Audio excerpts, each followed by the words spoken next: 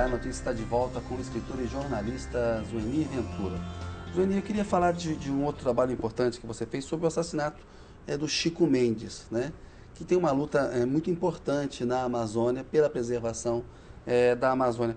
Quanto tempo você dedicou a esse trabalho? Como é que foi essa experiência? Conta um pouco dela pra gente.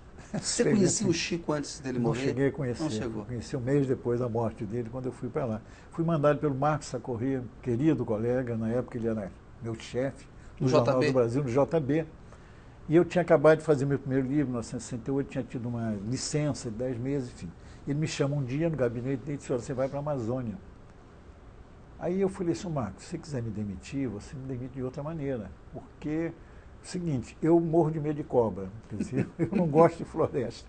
Se eu entrar no meio do mato, eu nunca mais saio, então eu não vou voltar. Disse, não, para de bobagem, de brincadeira, e tá sério. Eu falei, então você me dá um mês para eu estudar um pouco. Então, um mês estudei, entrevistei gente e fui para lá para passar pelo Acre, começar pelo Acre e tal, mas na verdade era mais para fazer uma série sobre a Amazônia. Aí cheguei no Acre, graças a um querido amigo, né, ficou meu amigo depois, jornalista, amigo do Chico, né, que eu não conhecia, né, eu já era um velho jornalista e tinha essa falha, né, de caráter, não conhecer direito quem era o Chico Mendes. O mundo, de certa maneira, já conhecia, os Estados Unidos já sabia, e a gente não sabia exatamente, né, a importância do Chico Mendes. E aí, enfim, acabei ficando lá, fiquei um mês, e aí eu comecei a descobrir coisas, entendendo? Segundo esse amigo meu, jornalista, falou, fica que você vai descobrir coisas. Hein? Eu falei, pô, mas tá a imprensa Você ficou ali mandando matéria normal, mandando dia, não ficou? A sorte foi essa, quer dizer, a sorte não, é que o Marco não exigiu que eu mandasse matéria diária, que eu não teria feito. Mas você mandava semanalmente alguma coisa ou nada? Ficou nada, um tempo sem mandar nada? Fiquei um mês guardando. Fazer uma especial mesmo, uma chamada especial ali. Eu fiz uma série de 9 capítulos, quando voltei. Gravei coisa, trouxe. Isso facilitou muito, essa reportagem me deu, evidentemente, muita alegria. Eu ganhei o prêmio ESSO, ganhei o prêmio Vladimir Herzog, mas porque eu tive tempo de fazer. Eu tive esse tempo todo lá só recolhendo. Eu começava atrás de uma pista, não interrompia para mandar uma matéria, como acontece às vezes. Né? Aí você para, tem que mandar uma matéria. A correria do dia a dia, ela induz ao erro, a uma apuração que não tão bem acabada, né? É fundamental, você precisa realmente de tempo para fazer uma grande reportagem, né? As grandes reportagens, então, você precisa é diferente, né? Então eu tive isso, eu tive esse tempo que eu precisei para fazer. E aí fiz, quer dizer, foi uma experiência que, tanto essa experiência quanto a do Cidade Partida, foram experiências não só profissionais importantes, mas existenciais. Quer dizer, eu acabei trazendo do Acre a principal testemunha do crime, que era um menino de 13 anos, que eles iam matá-lo também. Então ele veio e ficou aqui em casa até os 18 anos, sob a nossa tutela, porque ele ia realmente... Da onde esse menino hoje? Ele voltou para lá depois de maior, né, quando ele adquiriu a maioridade, ele quis voltar para lá, ele queria sempre voltar, e aí não dava mais para segurar. Antes eu segurava, não, você não vai voltar. Mas felizmente não... Está bem. Está bem lá e tal. Zuenir, esse trabalho resultou no Chico Mendes, Crime e Castigo, que é um livro seu. O livro, ele é totalmente baseado, claro, nas reportagens, mas tem coisas diferentes. Quando você leva as suas reportagens para o livro, você acrescenta, você reflete mais sobre artigos que você fez. Como é que é esse trabalho? Esse é um bom modelo, porque eu fiz essa série, o Luiz Schwartz, né, que foi editor de Cidade Partida, queria publicar em livro.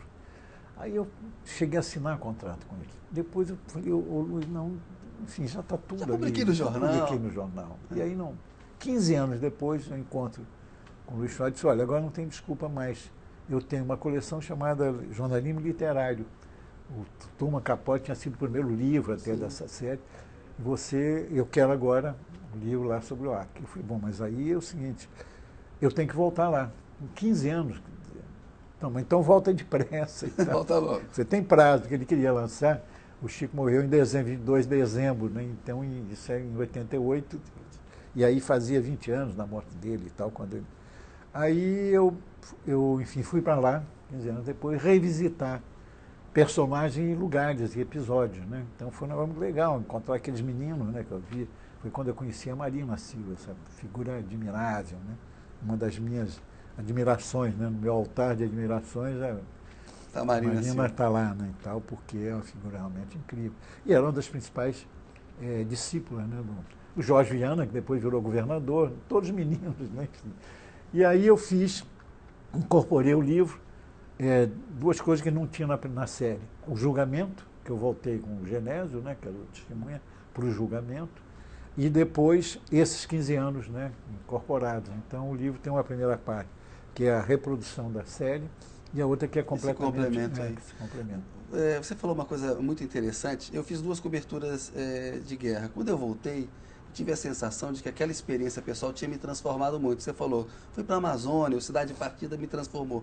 Às vezes parece que é uma hiperterapia, você volta e você vê que você não tem problema na tua vida, que tem coisas muito mais graves, exatamente, né? Como é que é para você isso? O que mudou? O que é o Zuenir antes dessas experiências e depois? O que mudou em você, Zuenir? Não, primeiro mudou, né, em 89, que foi quando eu fui para lá, no começo de 89, conhecer primeiro um personagem, né, que era um personagem, eu acho que eu acho que ele é realmente o protomarte da luta ambiental.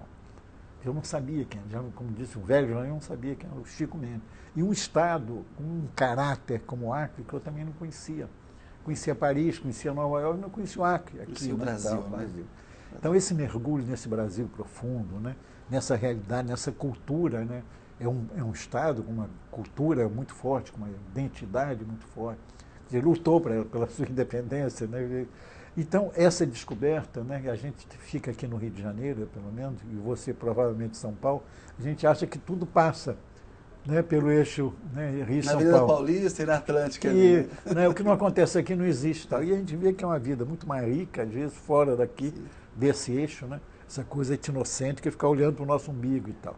Essa é a primeira lição, né, o Brasil está muito mais lá do que em Brasília, né, tal. E aqui, com essa vivência de 9 meses, né, em Vigário Geral, convivendo com traficantes. Eu não cheguei a morar lá, mas eu ia praticamente todo dia durante essa convivência, né, numa realidade que tinha traficantes a meia hora da minha casa. Eu saía de Ipanema, enfim, Sul Maravilha e tal, ia para uma realidade completamente diferente, a meia hora, 20 minutos da minha casa. Isso foi um choque cultural muito grande, positivo, porque eu fui para lá achando que aquilo era um antro de marginais. Só tinha traficante, só tinha violência, só tinha... Encontrei uma comunidade em que só queria paz. Ganhando a vida honestamente, tentando tocar a e sua que o vida. tráfico era 0,6 estatístico, 0,01% daqueles moradores lá. 99, né, eram de trabalhadores, de pessoas honestas, e que não estavam nem querendo vingança. Quer dizer, houve uma chacina lá feita pela PM, pela banda podre da PM, e eles mataram 21 moradores lá que não tinham nenhuma ligação com o tráfico.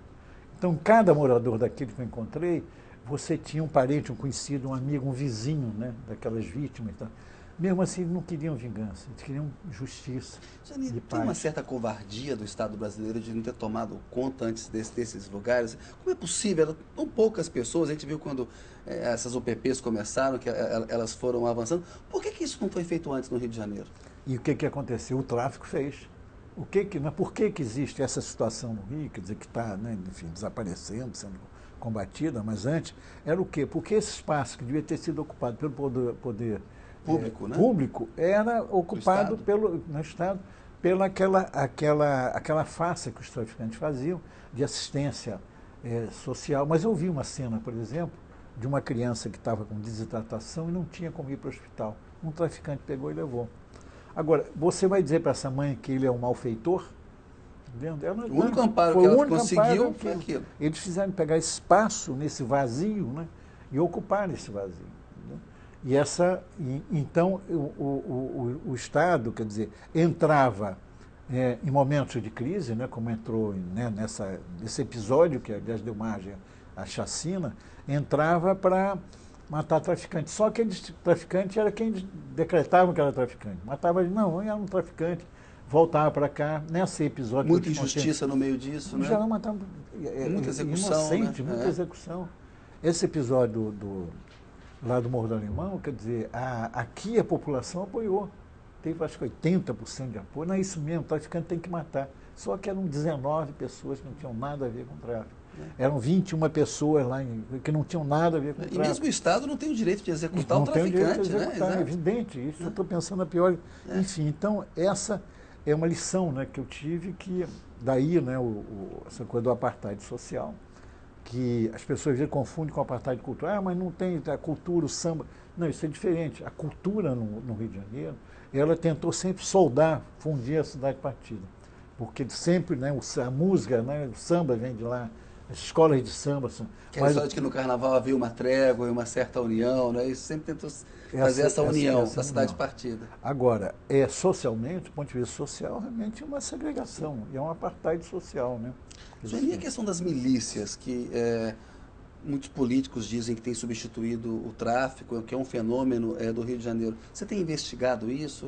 Qual que é a sua opinião? Não, mas o Luiz Eduardo Soares, que é uma figura incrível, antropólogo, né, conhece o Rio de Janeiro, foi secretário de segurança, foi, enfim... Secretário Nacional de Segurança Pública, no primeiro governo do Lula. Olha, um intelectual da maior importância, né? Porque ele conhece a realidade, né? E ele quando surgiu o negócio das milícias, ele disse assim, olha, isso é pior do que o tráfico. E ele foi, enfim, quase que... Na época desacreditado, dinamitado, bombardeado. Exatamente, isso, né? por isso. E ele estava certo. E ele estava certo. Porque é absurdo, como é que o diz uma coisa dessa, que o problema não é o tráfico, porque o tráfico, né, ele já previa, né, quer dizer, alguma coisa que são as milícias. Por quê? Porque elas têm uma ligação, uma infiltração, né, em várias instâncias de poder, inclusive na justiça, né, na polícia, enfim. Então, quer dizer, o traficante, quer dizer, o que ele é, né? É aquele cara que já a partir do físico de olho, né, com aquele boné virado, dedo, né, bermudão, não sei o quê, ele nem vem aqui para... E já o miliciano está do nosso lado, está aqui infiltrado na política, né? Controlando as vans, controlando as vans, controlando o gás, controlando...